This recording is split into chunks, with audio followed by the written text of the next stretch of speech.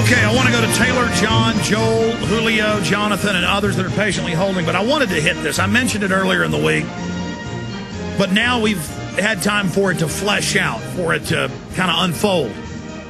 Google, Yahoo, Microsoft, publicly and openly in the last 15 years, designed, well, Google's been around only 10, but the others before that, designed the censorship systems now being used in Australia, in China, in Libya, and other places. They sell the packages to the government, and they run it.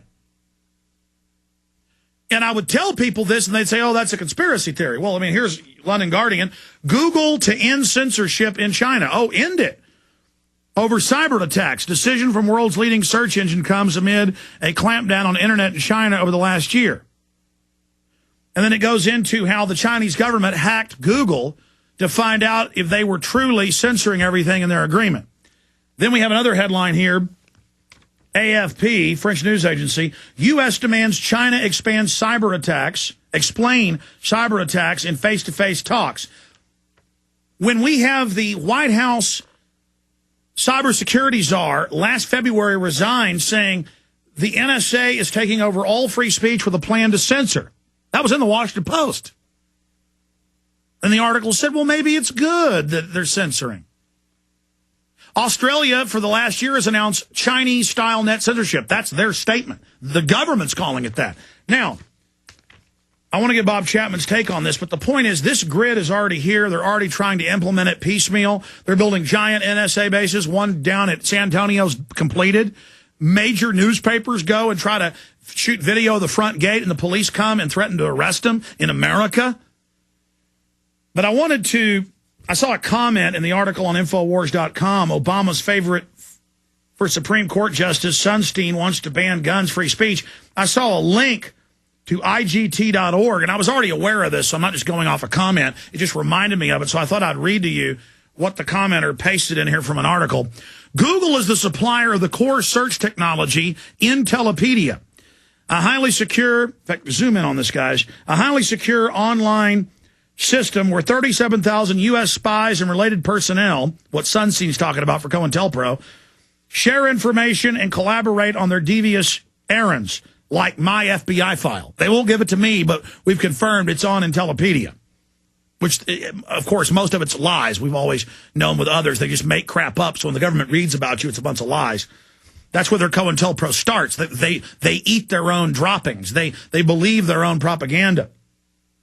Agencies such as the so-called National Security Agency have also purchased servers using Google-supplied search technology, which processes information gathered by U.S. spies operating all over the world. In addition, Google is linked to the U.S. spy and military systems through its Google Earth software venture.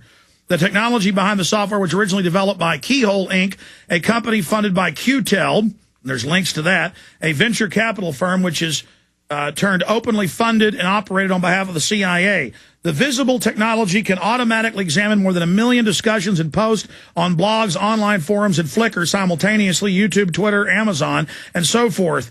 It goes on. The technology also scores each online item, assigning a positive or negative of mixed or neutral status, kind of like in V for Vendetta when they're driving by listening to conversations and they're going, the negative mention of the government's up at record levels. They actually do that. Based on parameters and terms set by the technology operators, information boiled down can be more effectively scanned and read by human operators.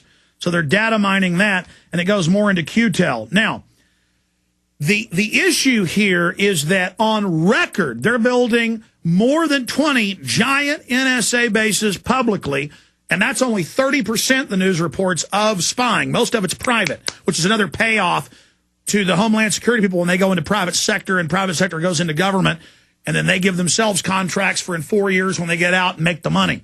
And it's just mass robbing. They admit Google is in there at NASA and at CIA. We first broke this with a high-level CIA officer, Mr. Steele, 4 years ago. I'm going to get Bob's take on this. This is so important. And they're openly building the hubs now under federal law and the Cybersecurity Act to make all IT systems and internet providers go through their hubs to where they can censor the web. They are putting the Chinese grid in now in front of everyone. And then all these White House officials, like Sunstein, are saying, we will censor the web, and are developing the systems to do it. This is a declaration of war against the First Amendment, Bob Chapman. Well, it certainly is, and quite frankly, it's overwhelming. And, you know, you talk about your file. I worked for NSA indirectly, and so they don't have to look very far. But what they're doing is really overwhelming. It is war against the people, because there's no reason for them to do that except to control people and say, look, we're listening to your conversations and reading your emails, and what you're saying is in violation of what Mr. Sunstein says, because you don't like a lot of things that government does. So we've decided to come and send you through a internment camp where you will be re-educated. Of course, this is what the Chinese and the North Koreans and the Vietnamese did to their citizens. And so it's ominous, very, very ominous. And it's you just reminded me, a bunch of White House officials in the last year have said, we will re-educate Americans. They're actually talking about that now openly. Yeah, they're going through the whole thing. And all we can do under the circumstances is continue to tell people the truth and educate them, and hope that they catch on and we get major demonstrations going, 20 million people visiting Washington, filling every street in the city up, demanding that they stop doing what they're doing. There is no other legal way for us to do it.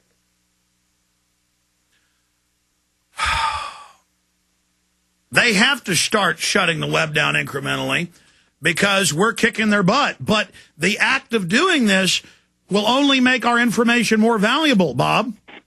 That's right. We'll have an underground, believe me. There are all kinds of ways to get information out. Well, on this show, we've told people the whole story and what's happening and what's going to happen, and it comes true. Many people need to archive all the shows off prisonplanet.tv, all the films, so that undoubtedly if we don't stop them in the next few, it's going to get worse. But believe me, when we're under super hardcore tyranny, spreading this info, people will listen even more. That's the little trick about tyranny. Once it's really in place, everyone wakes up. And then what happens next is that there's acts against tyranny. And that's what Homeland Security's for, and they're going to list all resistance to that as terrorism. Well, that probably would be considered by them that at that time, because what it'll involve is aggressive activities. And they certainly can't be anything but insurgent activities. People defending their rights, their liberty, their constitution, and their land against people who are trying to take all of that away from them. And so it would be all-out interscene, inter-American warfare. That's why they like to move incrementally. That's why they like to move slow. But now they can't move slow anymore. And let me tell you, the cops have got a rough job when they try to carry all this out. Let's go to Taylor in Washington. Taylor, you're on the air. Go ahead. Alex? Hey, you're on the air. What can I do for you? Just had a brief story about the gun law thing. This summer I was working with this guy. He's from Mexico, and his dad owned an avocado farm down in Mexico, nothing special. Basically, he had to go back down to Mexico to rescue his dad from the Mexican cartel, and he had to pay him off $20,000 just so that he could see his dad again. Yeah, that's what happens when societies collapse. But CPS grabs your kids, makes you pay $20,000 to get them back. But go ahead. Well, that's also what happens when you don't have any guns. When you don't have a right to defend yourself, the police are no good, because they pretty much have to join the criminals. And yeah, no, that's how societies collapse, like Haiti or Mexico. Bob Chapman, any comments? He's absolutely correct. And it becomes one. And I know that law enforcement doesn't want to go that way, but again, in order to protect their jobs, many of them will. Some of them will quit. Let's take another call. Etc. Thank you, Taylor. John in Ohio, you're on the air. Go ahead. Yes, Alex, you know I've supported about 70% of what you're saying, but I would like people to check these words on a Google search. CIA, Nazis, John Birch Society, and John Reese, and Western goals, because I think in many cases you claim you don't want to have people divided against each other, but you're using the same kinds of COINTELPRO tactics. No, you don't like me talking. Birch. Hold on, John. John, you've been calling for 6, 7, 8 years. Every time I talk bad about communists are bad, collectivists are bad, Nazis are bad. We're not Nazis because we don't like communists.